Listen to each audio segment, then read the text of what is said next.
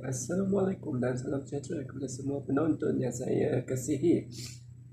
Kali ini saya akan menyampaikan satu topik yang bertajuk 4 cara ataupun 4 tips bagaimana untuk menabung dengan betul agar simpanan anda mencapai tahap yang optimum.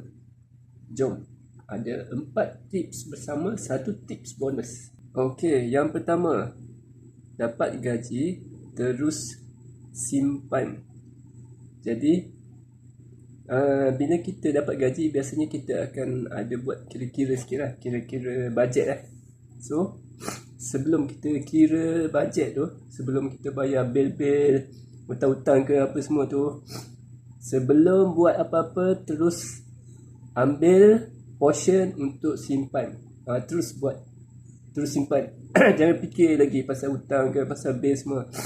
Okay, ini saya belajar daripada seorang penulis, Azizi Ali, dan saya telah amalkan sejak dahulu. Dan ternyata teknik ini kita akan ada duit simpanan yang agak besar dan di luar jangka.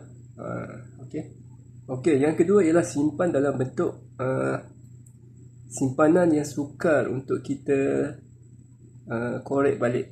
Simpan dalam bentuk emas ataupun dalam bentuk hard asset.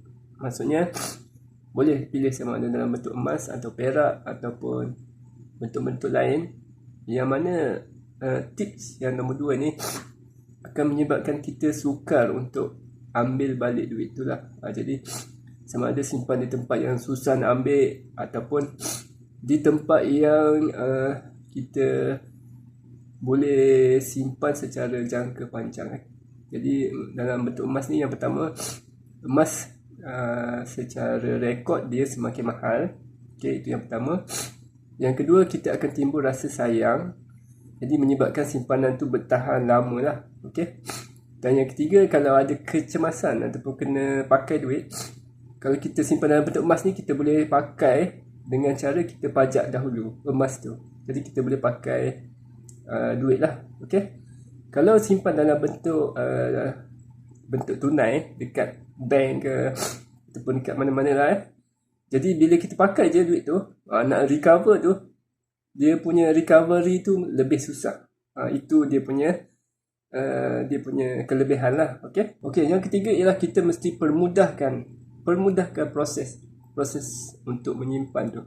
Okey, kalau benda tu susah, macam contoh zaman dahulu kita nak simpan dekat ASB sebagai contoh, kita kena pergi ke bank ataupun ejen ASB lah, Jerat Pos ke mana-mana tak kisah. Tapi zaman dahulu kita kena pergi secara fizikal ke kaunter tu, kena beratur, kena ambil nombor. Okey, kalau yang duduk jauh kena naik kereta, cari tempat parking semua step-step tu adalah step yang menjadikan kita memberi alasan. Jadi why not kita cari satu benda yang auto. Jadi kita guna auto debit lah.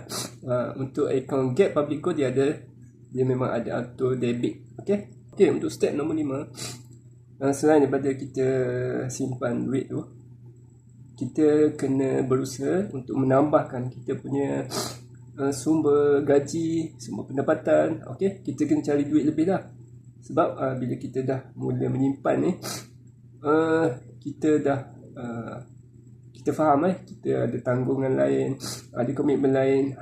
Jadi salah satu cara untuk menjadikan kita lebih bermotivasi untuk menyimpan adalah kita mempunyai sumber yang lebih banyak lah. Jadi kita kena berusaha lah ke arah itu. Okey, yang bonus adalah kita mesti, bila kita menabung, kita kena beri masa. Beri masa ni maksudnya kita kena sabar. Yang pertama sabarlah. Yang kedua, kena mengambil masa yang lama. Okey, menabung ni memang dia mengambil masa yang lama, sekurang-kurangnya 30 ke 40 tahun kita menabung. Barulah kita akan menghargai apa yang kita tabungkan itu. Okey, jangan kita mudah terjebak dengan skim-skim lah. Sebab tu bila skim, anda tengok nama dia cepat tau, skim cepat kaya. Sebab kita tak nak bagi masa. Jadi bila kita menyimpan, kita mesti bagi masa. Kita jangan nak cepat. Sebab tabungan ni bila semakin lama, dia akan jadi semakin tinggi dia punya compounding interest. Okey. Jadi itulah dia 4 cara dan 1 tips bonus. Sekian, terima kasih.